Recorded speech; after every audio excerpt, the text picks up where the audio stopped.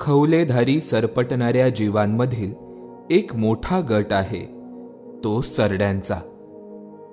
विविध रंग आणि आकारांमध्ये सरड्यांच्या प्रजाती आढळतात.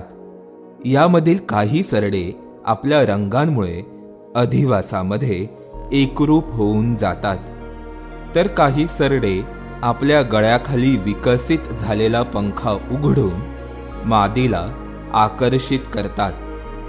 सरड्यांच्या अशा प्रकारच्या प्रजातींमधील एक वैशिष्ट्यपूर्ण सरडा म्हणजे फ्लाइंग लिझर्ड. मराठीत याला उडणारा सरडा असं म्हणत असले तरी तो प्रत्यक्षात उडत नाही. वृक्षवासी असणारा हा सरडा एका झाडावरून दुसऱ्या झाडावर तरंगत जातो. त्याचे हे तरंगणेच तो उडत असल्याचा आभास निर्माण करतात. उडणाऱ्या सरड्याची ही प्रजात महाराष्ट्रात केवळ दोडामार्ग तालुक्यामध्येच आढळते. ड्रॅको या कुळामध्ये उडणाऱ्या सरड्यांचा समावेश होतो. भारतात या कुळातील 4 प्रजाती सापडतात. हे सरडे उष्णकटिबंधीय पर्जन्य वनामध्ये अधिवास करतात. वृक्षवासी असणारे हे सरडे जमिनीवर फार क्वचितच उतरतात. महाराष्ट्रात आढळणारा सदर्न फ्लाइंग लिझर्ड हा सरडा आपल्या झाडावरील अधिवासाशी इतका एकरूप होतो की त्याला शोधणं कठीण होऊन बसतं.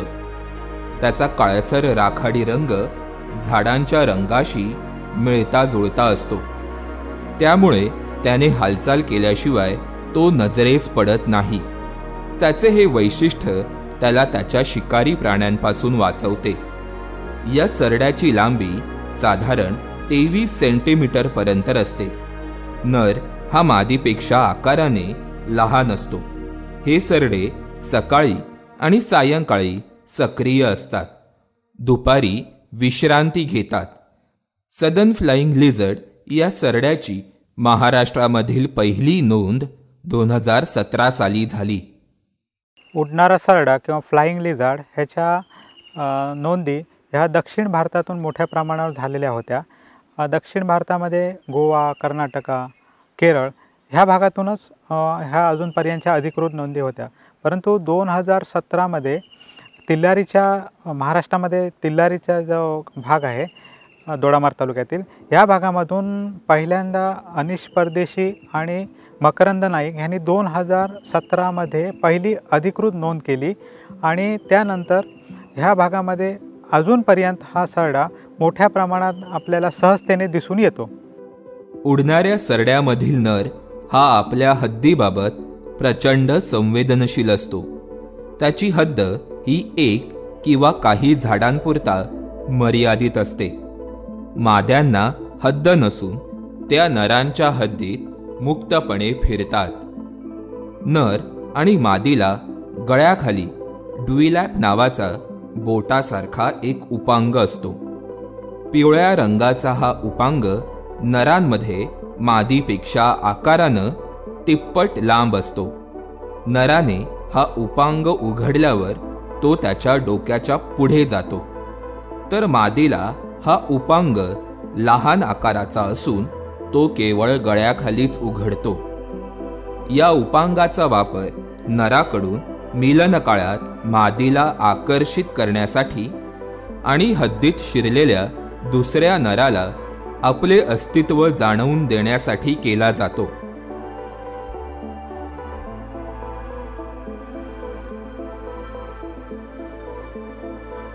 उडणाऱ्या सरड्यांमधील अजून एक शरीर वैशिष्ट्य म्हणजे त्याच्या पुढच्या मागच्या पायांच्या दरम्यान असलेला हा पंखा. एका झाडावरून दुसऱ्या झाडावर जाण्यासाठी तो हा पंखा उघडतो आणि तरंगत निघून जातो.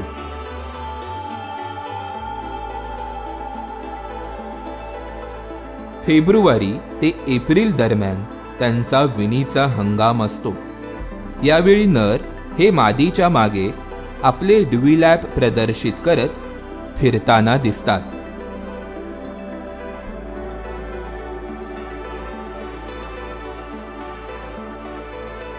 हा उडणारा सरडा तिलारी राखीव संवर्धन क्षेत्राच्या एरियामध्ये तरी मोठ्या प्रमाणात दिसत असला तरी हे क्षेत्र वगळता बाहेरच्या भागामध्ये ह्याला तुटणारे जंगलाला लागणारे वणवे आणि अमर्याद कीटकनाशकांचा वापर ह्यामुळे त्याच्या अस्तित्वाला धोका निर्माण झालेला आहे.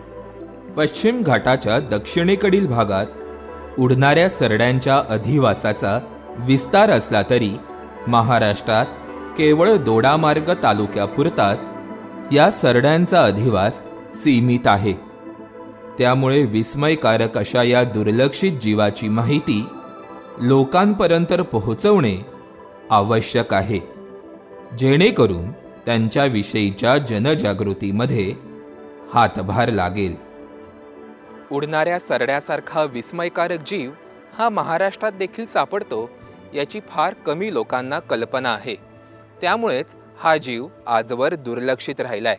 तुम्हाला आमचा हा व्हिडिओ कसा वाटला आम्हाला नक्की कळवा. धन्यवाद.